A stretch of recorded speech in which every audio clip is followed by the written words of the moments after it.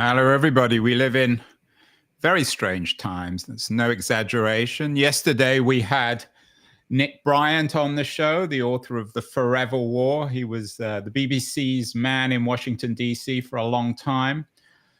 And in our conversation, Nick suggested that we're living in really historic times, equivalent to the fall of the Berlin Wall, 9/11, perhaps even the beginnings of the Second World War.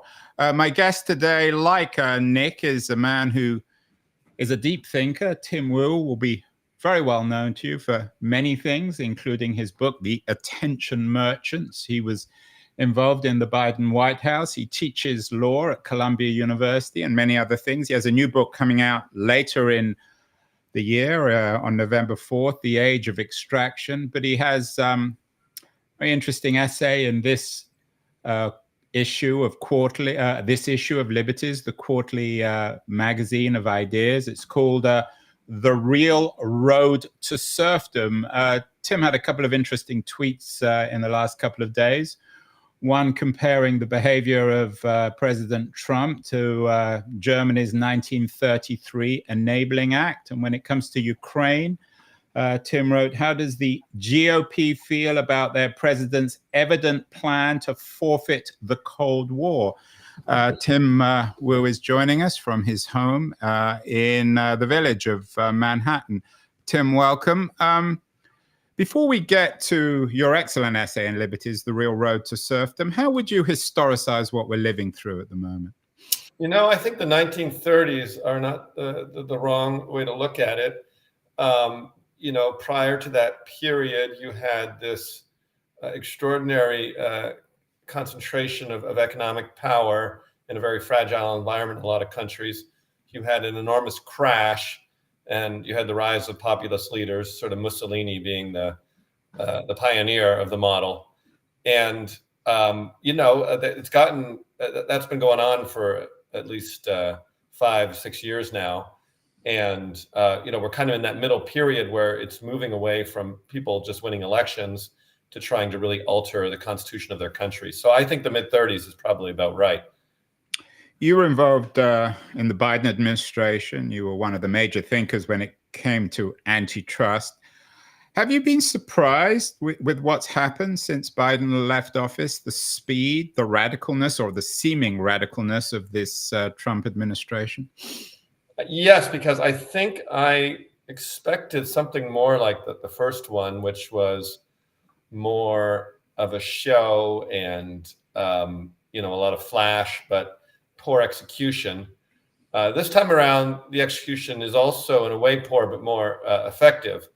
And I also didn't fully expect, I don't know who expected that Elon Musk would actually be a government official at this point, and that he'd, you know, have this sort of vandalism project going on. So yeah, those things were a little unexpected. You know, the fact they won all of the houses of Congress was part of the problem, and I think has made the effort, frankly, go faster. You talk about Musk. We've done many shows on Musk's role in all this and the seeming arrival of Silicon Valley, or a certain version of Silicon Valley in Washington, D.C. You're familiar with both worlds, the world of big tech in Silicon Valley and Washington, D.C. Is that your historical reading, that these two worlds are coming together in this second Trump administration? Yeah, that's a good question. I mean, I think it's very natural for economic power to start to seek political power. I think it follows from the basic view of monopoly as a creature that wants to defend itself. And the second observation, that the most effective means of self-defense is control of government. And so, you know, if you sort of follow that very simple logic, it stands to reason that the most powerful economic entities would try to gain themselves power of government. So, you know, if we want to talk about the next 5 years of the tech industry, sort of following the lead of I'll credit Palantir and Peter Thiel for being the sort of pioneers of thinking, as opposed to trying to avoid government, that they should try to control government. I think that is sort of the obvious move over the next 4 years. And I've been reading all morning your excellent essay in Liberties, the Real Road to Serfdom. When did you write it? Because it seems particularly pertinent this week, although of course you wrote it, you didn't write it knowing exactly what was going to be happening with Musk and Washington, D.C. and Trump and Ukraine. When was this written? About 2 years ago. I think I started writing it right when I got out of the White House. You know, I feel its themes are, I mean, it's trying to get to sort of eternal themes about the dangers of economic power and concentrated economic power, and its unaccountability. So it is when it was written. I guess if it made predictions that are starting to come true, I don't know if that's good or bad, but that's when I wrote it. The Real Road to Serfdom is, of course, a reference to the Hayek book, The Road to Serfdom. Did you consciously use that title with reference to Hayek, or was that a Liberties decision? No, that was my decision. And at a point, and I may still write this, I was thinking of writing a book just called The Real Road to Serfdom. You know, in some ways, I am both fascinated and a fan of Hayek's in certain ways. I think he nailed certain things exactly right, but then he makes these big errors at the same time, and so, or I guess oversights that sort of limit him or limit his prophecies. So, you know, I've sort of always been fascinated with playing around with his ideas. He, you know, to his credit, was very critical of monopoly and very critical of something I just said, the role of the state in reinforcing monopoly. But at a certain almost naivete about what powerful, unaccountable private economic entities would do with their power. So that's essentially my criticism, which I can elaborate on if you want me to. I think it's in 2018 you wrote a book, The Curse of Bigness.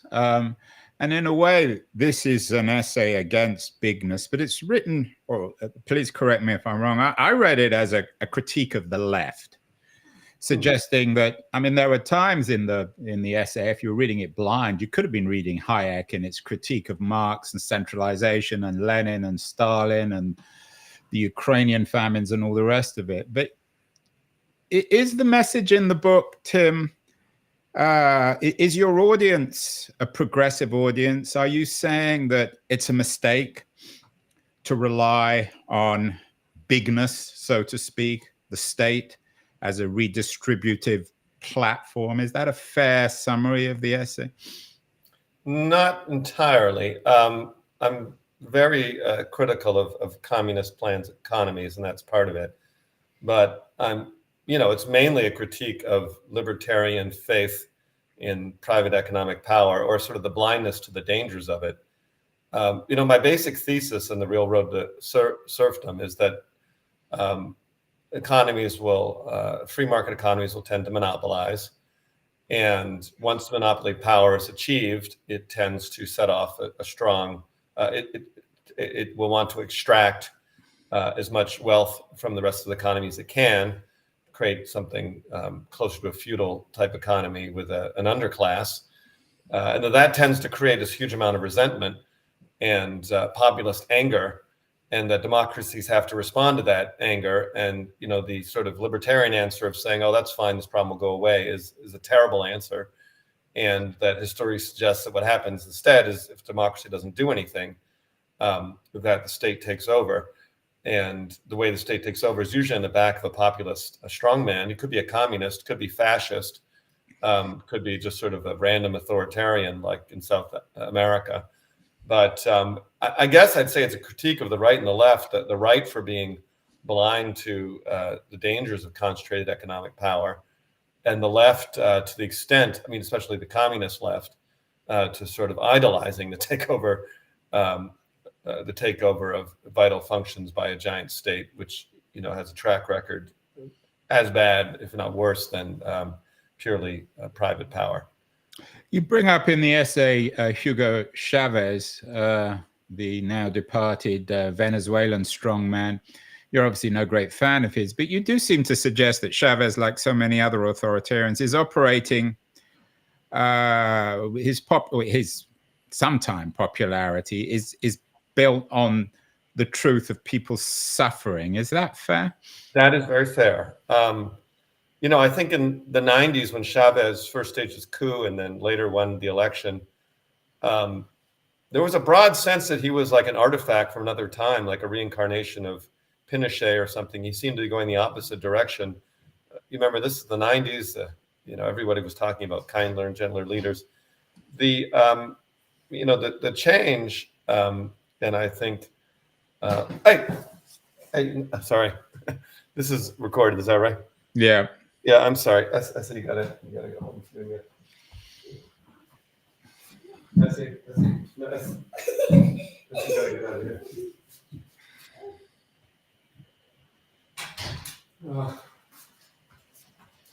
Well, now you see why I'm not in the front room. Sorry. Yeah. So maybe just start with the Chavez question again. You just start from the beginning.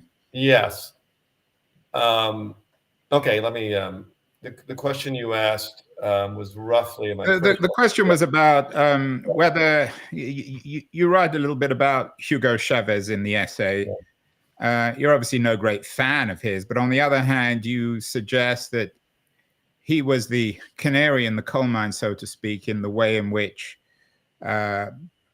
people's suffering was manifested through him, or he captured a sense of pain, obviously in Venezuela, but more broadly in the world, which would become more and more of a central feature of the world in the 21st century. Yeah, I think that's exactly right. In the 90s, when Chavez first came to power through popular election, I think everyone was mystified and thought he was some throwback, to the dictators of the 60s and 70s. But actually, he turned out to be a pioneer of our future, of the new form of autocrat, not entirely unlike the old form of autocrat, whose appeal to the sort of unfairness of the economy post-globalization was very appealing to a large number of people and a path to political power.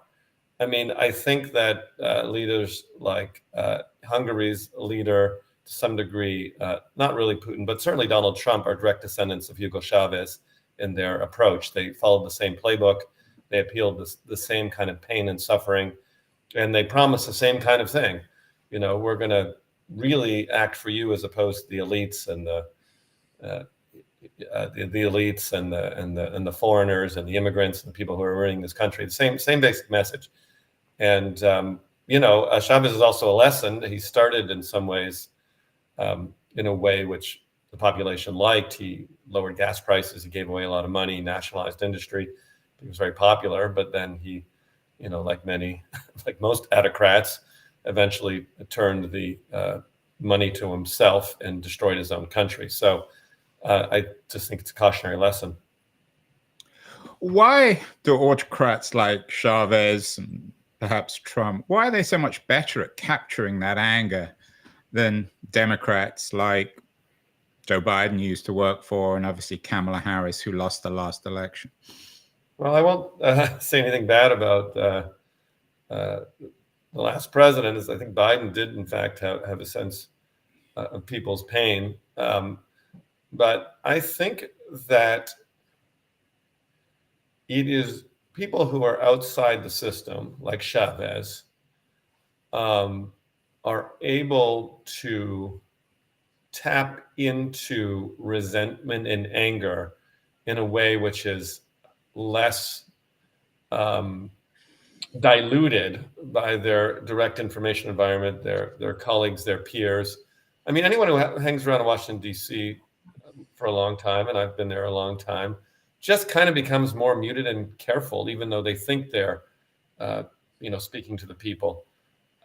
They lose it. And also they lack, you tend to lack credibility. So I think that said, I'm not supporting the fact that populist strongmen take over countries in distress. I think you need to avoid that level of economic distress in the first place and begin to fix it and protect the middle class. Happy, contented middle class countries don't tend to see the rise of authoritarian dictators. There isn't some Danish or version of Hugo Chavez in the running right now, even though they may be turning more right wing in some ways. It's nothing like we have here in the United States or Venezuela went through.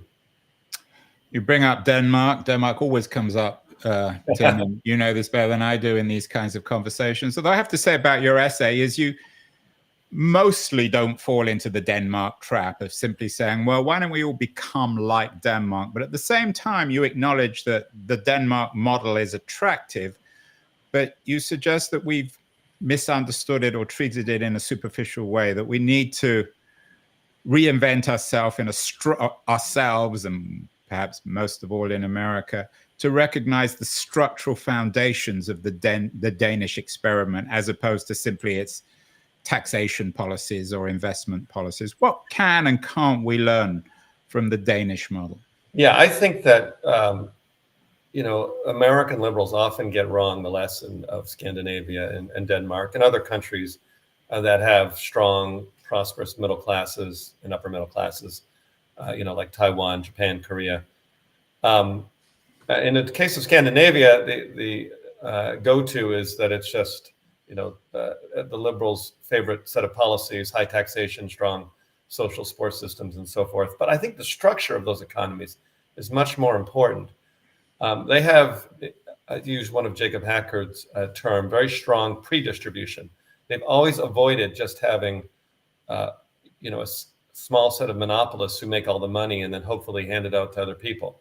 It all goes back to their land reform in the early 19th century, late 18th century, in the Enlightenment period, where they set up just a very different kind of economy with a broad distribution of productive assets. And I think that, I'm trying to promote a philosophy in this book. You asked, who is this book for? I think it's for people who are fed up with the excesses of laissez-faire capitalism and think it leads to autocracy, but also no fans of communism or socialism. But they need something, they want something to believe in.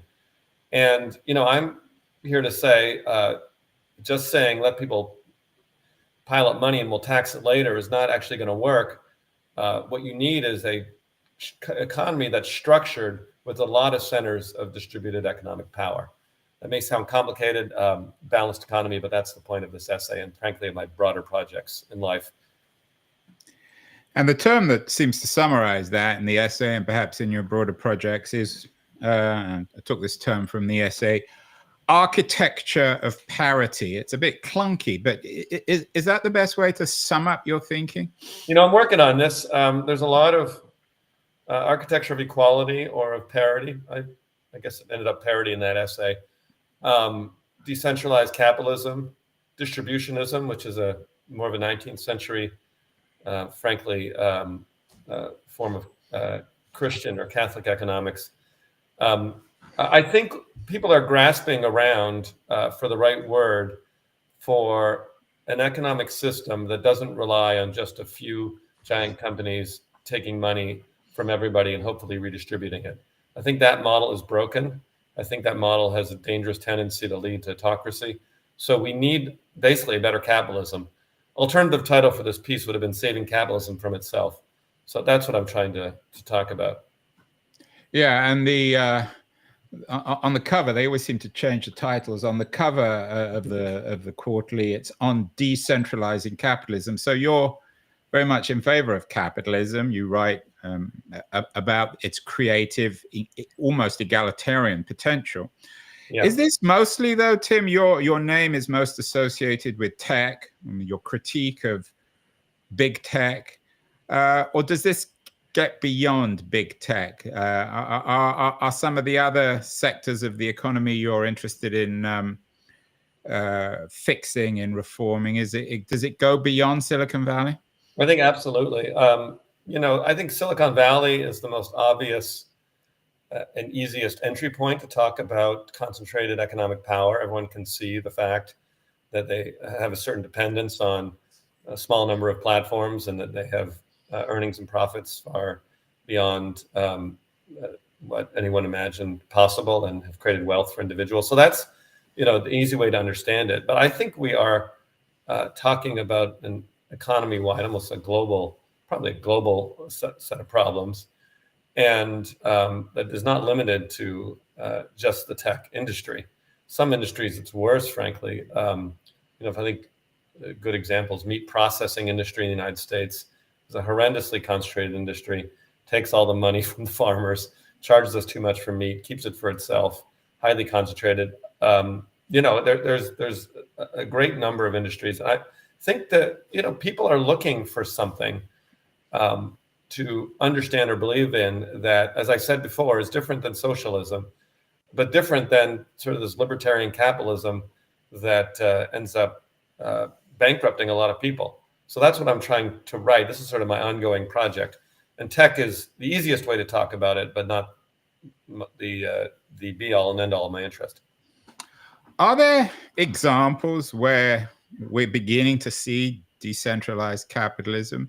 The essay was very strong on the critique, but I found less examples of decentralized capitalism in practice outside maybe Denmark in the 2020s. I think East Asia, post-World War II, is a strong example of the success. Now, look, there's no economy that is purely small businesses, although Taiwan comes kind of close.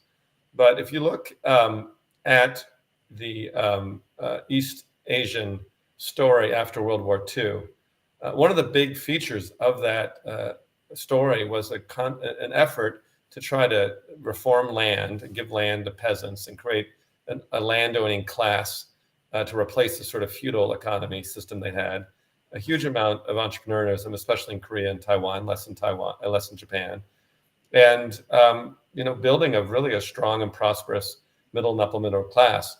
Now, Japan has gone through hard times. Frankly, they let their companies get too big and they stagnated. But Korea and Taiwan have gone from being, third world economies. Actually, Taiwan's wealthier per capita now than Japan.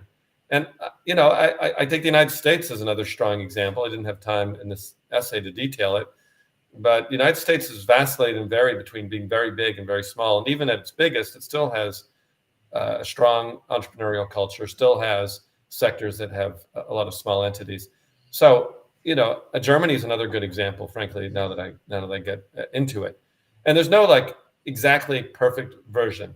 But what I'm saying is that the model of monopolized economies and the model of just having a few winners and hoping that everybody else can, get tax payments somehow is really a loser.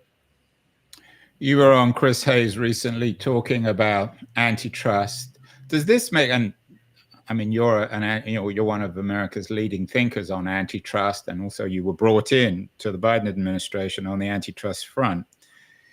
Is antitrust then the heart of the matter, Tim? Is this really the key to decentralizing capitalism? I think that it's a big tool. It is one of the tools of managing the economy. It works when it works by preventing industries from merging their way into monopoly and keeps a careful eye on structure. So I think it's, in the same way that no one would say that interest rates are the be all and end all of monetary policy. When we're talking about structural policy, which I guess this is what this is, having the antitrust dial actively, or the antitrust law actively preventing overconcentration is important. But in the White House itself, when I was there, I was very big, and we spent a lot of time trying to get other agencies to try to prevent their sectors, whether it was like healthcare or transportation, from just becoming overly monopolized and extractive as well. So I don't think it's sort of one law. I think you can have a lot of parts of the government. The antitrust agencies are key. And I'll also say, well, maybe I'll leave it there. Yeah, you wrote an interesting piece for The Atlantic about Biden's antitrust initiatives. You said the outgoing president's legacy of revived antitrust enforcement won't be easy to undo. Trump is very good at breaking things. Why is it going to be hard to undo? Lena Khan's gone, the woman who seems to unite all of Silicon Valley. Everyone seems to dislike her, for better or worse. What did Biden do to protect antitrust legislation? I mean, I think it's one thing are the legal patterns have changed, and the cases are ongoing. But I think the standards have changed. I think more important is a change of consciousness, and a change of ideology, and a change in popular support. I don't think there is a great amount of support for saying, well, let's let, for example, big tech, do whatever they want and have no problems. Look, there's people who obviously believe in that, and some of them have influence in this administration, and I would not be surprised to see an effort. But I think there's, as I said, been a real change in consciousness. I note that the Federal Trade Commission has already announced that it's going to stick with the Biden administration's merger rules. And we haven't heard from the Justice Department, but my strong sense is they'll do the same. So, there are a lot of things that Trump did that we stuck with in the Biden administration because they were popular. The most obvious being the turn to China, and a sense that it was overdue. And I think going back to the Bush era, we're never going to bother any monopolists. I just don't think there's an appetite for it. Why is Lina Khan, and you know her obviously quite well, why is she so unpopular in Silicon Valley? It's sort of funny. More than one reason, I think. Maybe because she enforced the law the way it was meant to be. Maybe also because she's a woman. I think that. Well, just on that topic, I'm not usually one to say that it's all based on sexism or anything, but the actual fact is that the Justice Department brought more cases against big tech than her, and there's a guy, Jonathan Cantor, who ran and Justice Antitrust. It's kind of like a test, and he's the one who won the case against Google, and his Justice Department was trying to break up Google. They may still do it, but somehow Lina Khan was the face of it. I think because she's young, good looking, a woman, just like Jonathan Cantor. I don't know. It's a good. I think that's it. She just became a symbol of things. You bring up the AT&T and IBM cases in the U.S.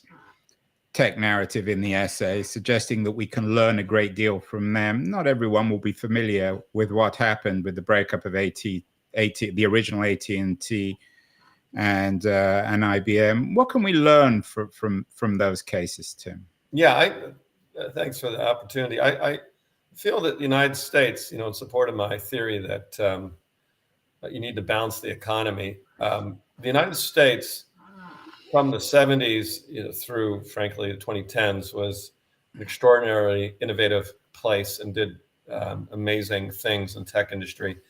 And I think that was important. A really important part of that was challenging the big IBM and AT&T monopolies. AT&T was broken into 8 pieces. IBM was forced to begin selling its software separately and opened up the software markets to what became a new software industry. AT&T earlier had been forced to license the transistor, which opened up semiconductor industry. Also, to some degree, opened the computing industry. They had to stay out of computing. So the government intervened pretty forcefully, kind of a form of industrial policy to weaken its tech monopolists. And the lesson is maybe we need to do the same thing right now. Some people will say, and you're going to ask about this, well, what about China or so forth? But I think the United States has always done the best when it constantly challenges established power and creates room for entrepreneurs to take their shot. I want very much for the new AI companies to challenge the main tech platforms and see what comes of that, as opposed to just becoming, sort of a stagnant industry. Everyone says nothing can become stagnant, but the aerospace industry was pretty quick moving in the 60s, and now you have Boeing and Airbus sort of sitting there. It's very easy for a tech industry to stagnate, and I think attacking the monopolists is the best way to prevent that. You mentioned Google earlier. You had an interesting op-ed in the New York Times last year about what we should do about Google. I should mention that my wife is head of litigation at Google, so I'm not entirely disinterested on this front, although I also have a career as a critic of Google. That's an interesting. So If Kent Walker was here, he would acknowledge some of the things he was saying. Kent Walker, of course, being head of legal at Google, very senior guy. But he would say Google's still innovating. Google hasn't become Boeing. It's innovating in AI. It's innovating in self-driving cars.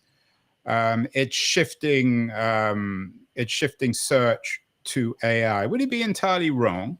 No, he wouldn't be entirely wrong. In the same way that IBM kept going, AT&T kept going. What I think is what you want in tech industries is you want a fair fight.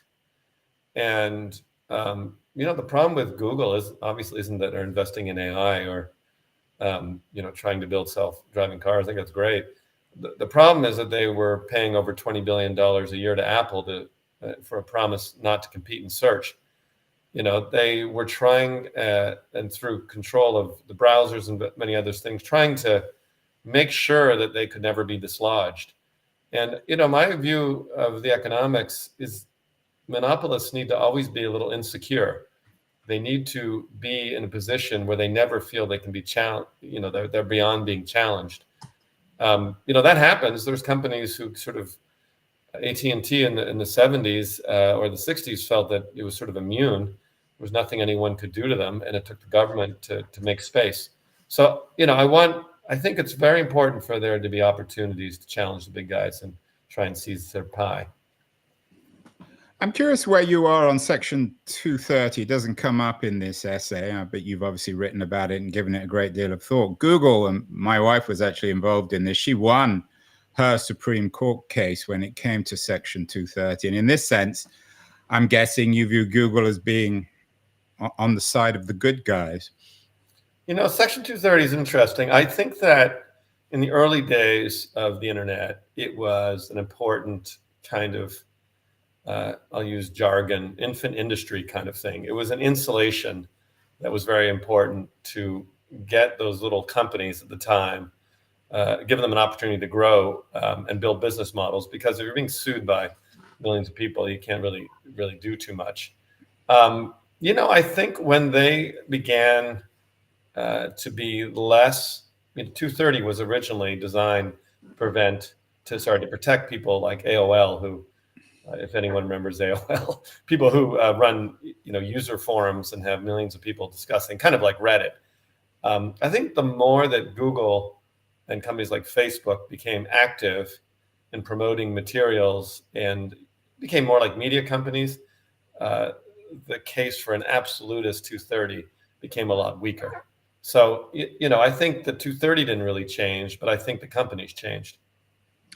You mentioned you wrote the essay in Liberties, the Real Road to Serfdom, a couple of years ago. You also talked a little bit earlier about AI. There's not a lot of AI in this, but the more I read it, the more I thought about AI. I saw a number recently. I couldn't find where I found it, so maybe it's slightly anecdotal, but 50% of all the investment in technology over the last year was in AI, and most of that has gone into these huge platforms, OpenAI, Anthropic, Google Gemini, and so on. Is AI now the central theater, if you like, potentially, both in the real road to serfdom and in liberating ourselves from big tech? That's a great question. So I'll say 2 years ago, when I was writing this, I was determined not to say anything that looks stupid about AI later. There's a lot more on what I think about AI in my new book coming in November. Yeah, I can imagine. The Age of Extraction. Yeah, there is a lot more about it. I see AI as a classic potential successor technology. It obviously is the most significant successor technology to, let's just say, the web and the mass internet 20 years ago, in terms of having could displace things like search, could change the way people do various forms of productivity and so forth. So I think it has great potential. I think that how technology plays out depends a lot, quite obviously, on the economic structure. If you think about a technology like the cotton gin, just take an extreme example, it didn't automatically lead to a broad flourishing, but enforced plantation slavery or reinforced that model. So I'm very, what I think should happen with AI, or I hope happens, is that it sets off more competition, more destabilization for some of the tech platforms, as opposed to reinforcing their advantage and sort of locking them in forever. I don't know if we know what's going to happen right now. I think there are new companies. I think it's extremely important that OpenAI stays separate from the existing tech companies, because if this just becomes the same guys over and over again absorbing technology, that sounds a lot like the darker or the less productive chapters in US tech history. And what about the power of AI to, so to speak, liberate ourselves from our brain power as the next industrial revolution? And in that sense, when I was reading the essay, I thought to myself that it would be a very good model, both as a warning and in terms of offering potential for us to create this new architecture of parity. Because the technology in itself, in theory at least, or at least in the language of Silicon Valley, is one of parity. It's one of democratizing brain power. Yes, I agree with that. I think it has extraordinary potential. I think things can go effectively in two directions, and I think history is a good guide. You know, the Industrial Revolution, to my mind, at least for its short, long term, had some, good.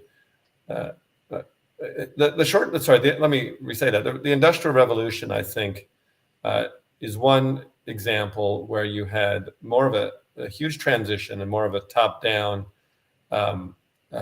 centralization of the means of production. And to my mind, was very bad for a lot of people. Ultimately, in the longer term, they gained, but there was a lot of suffering along the way. I would hope it'd be something more like the PC revolution in the 80s and 90s, which did, in fact, augment individual humanity as opposed to, sort of collective enterprise. It allowed a lot of people to do things like, start their own travel agency or something with just a computer, or their accounting firm or things like that. So I am interested and bullish on the potential of AI to, empower smaller units, but I'm concerned and worried that it will be used to reinforce existing economic structures. I think jury's out, or the future will tell us. I don't think, just hoping that it's going to make humanity better is going to be the best answer. Yeah, and when you were writing this essay, of course, this was just as the AI revolution was getting going with OpenAI, ChatGPT. Web3 was still in vogue, and the idea of blockchain and crypto decentralizing the economy. But I didn't see any references, maybe I missed them, to Web3 and the role of technology in democratizing capitalism in terms of the architecture of corporations, for example. Are you a skeptic on the Web3 ideology? If you mean by Web3 cryptocurrency. Well, but also distributed companies decentralizing everything from currencies to corporations. Yeah, not entirely. So I have a lot more on blockchain and Web3 in the book as well. The essay had a limit, and I was also talking about 18th century Denmark and things like that. I've been, so the challenge with particularly, let's just talk about for a minute about the decentralization capacity of crypto and Bitcoin. Bitcoin both overpromises in large part, but then delivers something. So I've been very interested in crypto and blockchain for a very long time. Obviously, the challenge it's had is constantly promising to decentralize various systems and failing, and then people stealing billions of dollars and ending up in prison. So it has a sort of dubious track record. But it does have this core potential for a certain class of people, at least, to earn money. And I'm always in favor of anything that is an alternative means of earning money that's different than what's going on. There are people who made money on it, and I just think it's failed to execute on its promises. Let's put it that way. Particularly blockchain. Blockchain has. You can bet pretty well on Polymarket, but the hope that it was going to be a real challenge to the Web 2 technologies hasn't panned out. Sure, as you say, Hayek inspired the book, and in some senses, his intellectual ghost. There's more on Hayek than there is in Keynes. The father of decentralization in ideological terms was, of course, E.F. Schumacher. Mm-hmm. I don't think you reference him, but do you think that there has been a lot of thinking since Schumacher on the value of smallness, on decentralized architectures? What do people like yourself add to what Schumacher kind of missed in his, I guess, his critique of bigness? Schumacher is a good example. Rawls is actually you mentioned Rawls also, who I think in some ways is under-recognized as being interested in these things. What I think I want to add, I see myself as writing in the tradition of those figures in trying to pursue a political economy that values a more balanced economy, small production. And I think hopefully what I add to it is sort of a level of institutional experience and at some level practicality that was missing.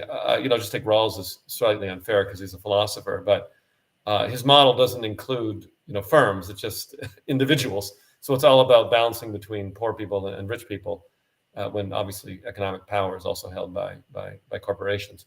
So I'm trying to create. Put more flesh on the bones of a philosophy, small is beautiful philosophy, frankly, and political economy that is a little less starry-eyed, a little more realistic, and frankly puts forward the point that you're not sacrificing growth and you're taking a lot less political risk with a more balanced economy. I just think there's an adulation of bigness in our time, and exciting. Big companies are exciting and glamorous.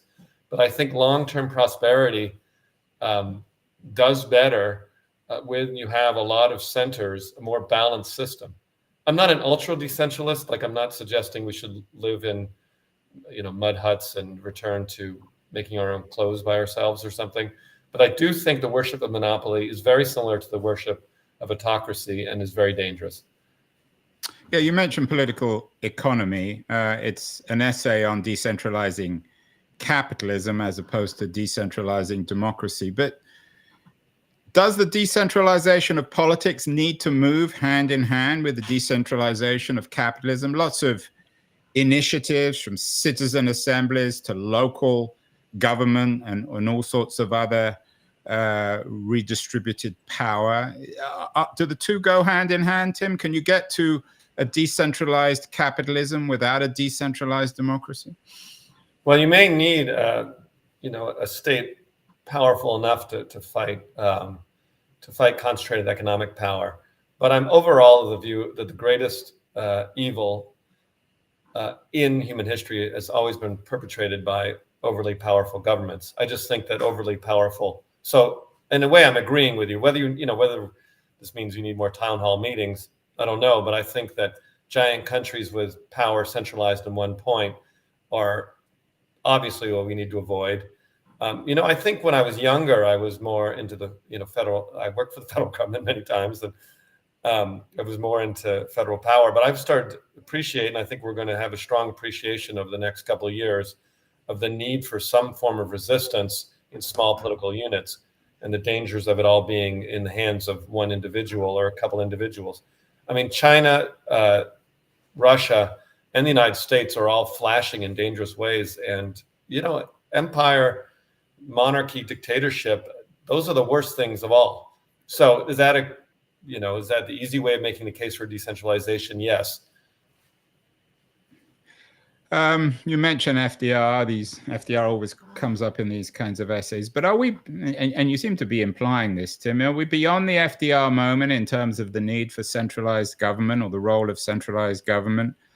Do we perhaps need a new political party? We had the Greens in Europe in the late 20th century, which had some success. Might the Democrats need to reinvent themselves, or might thinkers like yourself need to move on and create new parties that rethink economic and political power in the 21st century? We're talking about the United States. I think it's a challenging undertaking to build political parties from scratch, and the last 40 years have shown that what most people do is rebuild them from the inside, and that's a more effective approach. FDR, I think, is also slightly misunderstood, or at least he's a very flexible guy. He began as a sort of fan, advised, unfortunately, by Columbia professors who had very Soviet-influenced ideas like Rex Tugwell. He believed at first in sort of a centralized planning model, but he reversed course in the late 30s and went much further towards an antitrust, and we need to have a much more balanced economy approach. So I think he's misremembered, frankly. When we, in the early days of Biden administration, when we started the antitrust program, we convinced President Biden, that that FDR's true legacy lay in standing up to big business and trying to balance the economy. Now, you have to have a government that at least is as strong as private entities. You can't be entirely overwhelmed. I've worked in state government too, and state government sometimes can be too weak. But yeah, so the basic thing, though, I do believe, I'm not starting a new party, but I do think we need to fortify and double down on a political ideology that has a vision of what a balanced economy looks like. And I think the left and right have been too complicit in the idea of just allowing power to aggregate and hoping for the best, and the left saying we'll have taxation and the right saying it'll trickle down. People got mad and they turned to autocratic figures, and we need a philosophy and a political economy program that doesn't let that happen again.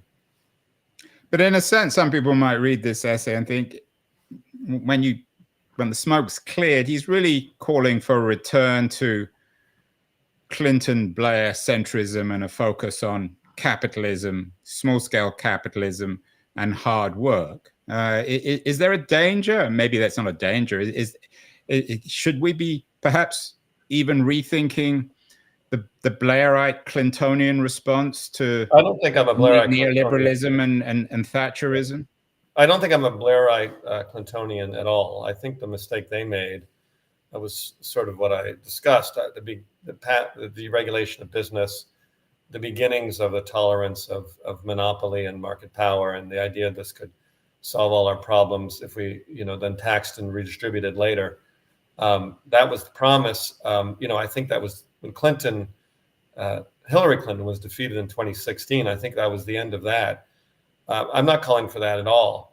I'm calling, for some, I want us, as I've said before, to be like the more. I think there's things about the 1950s, the United States, that were very successful. I think the 19th century United States had a good economy. I think the Scandinavians and East Asia have had it right. So no, I'm not calling for a return to Clinton and Blair. I think they were too oblivious to the dangers of letting private power aggregate and hoping that all problems would solve themselves. And you're somewhat of a Democratic insider. I mean, you talk to a lot of people. Are you seeing any responses to the last election and the future of the Democrats that you're sympathetic to? Are you seeing the ideas that you develop in this essay and you will do in The Age of Extraction? Are you seeing that in political terms? I mean, I think that most of my friends I am a Democrat, I should make that clear. And, I'm sort of wearing, as an author, I think I'm sort of experimenting with ideas, but I'm, it's still at some level a former official. I think there is a lot of, deep thinking going on, much of it not in public, as to what is the winning formula. One of the lines of conversation is that, inflation destroyed everyone. And frankly, we ran the economy well and people made a lot of money and workers got gains for the first time, but we were destroyed by inflation. I don't think that's entirely wrong, but somehow, and it's been a problem, I was in the Obama White House too.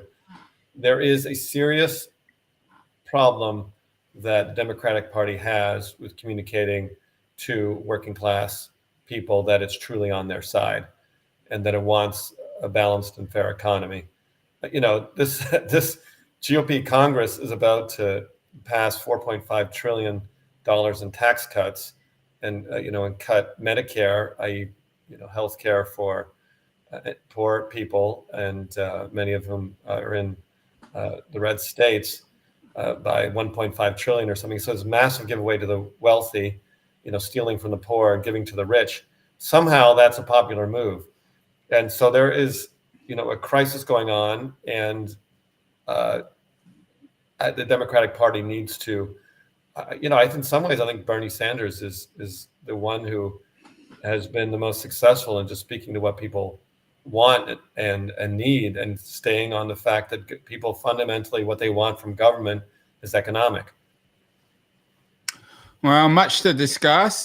Tim Wu, thank you so much. The author of The Real Road to Serfdom, fascinating essay in this month's issue or this quarterly's issue of Liberties. I know The Age of Extraction will be coming out, November, Tim? Yep, in England and US same time. Okay, well, we'll get you back on the show. Fascinating conversation, Tim Wu. Thank you so much. Keep well, and we'll talk again in the next few months. Looking forward to it. Bye-bye.